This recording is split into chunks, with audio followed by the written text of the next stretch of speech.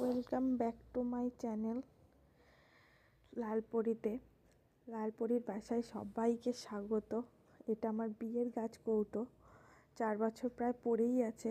তো ভাবলাম একে নতুন করে একটু সাজুগুজু করানো যাক, তাই জন্য পুরো কৌটোটা সাদা রং দিয়ে কোট করে নিয়েছি।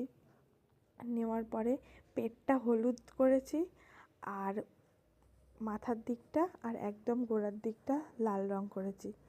করার পরে একে মানে নকশাটা করব হলুদের পোর্শনটায় সবুজ দিয়ে নকশা করব।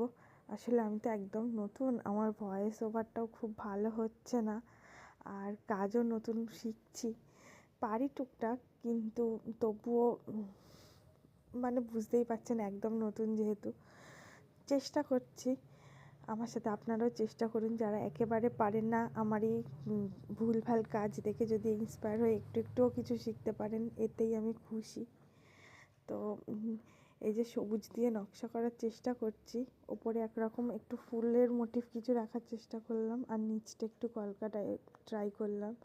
সবুজ দিয়ে হলুদের অংশটা নকশা করার পরে ভাবছিলাম যে লাল জায়গাটাতে কি দেওয়া যেতে পারে, লালে সবুজ দেবো না নীল দেবো। অনেক ভেবে ভেবে ভাবলাম সবুজ যেহেতু হলুদে দিয়েছি, আর লালের ওপরে নীলটা দিলে কেমন লাগবে জানি না, তাই লাল আর সাদা তো বেস্ট কম্বিনেশন।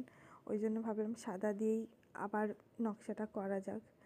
তো সেই মতো ওপরের অংশটাতে ছোট ছোট লাভ আর কিছু ডট ডট দিয়ে নকশা যেটুখানি পারি একদম নিজের মাথায় থেকে ভেবে সেগুলোই করার চেষ্টা করছি।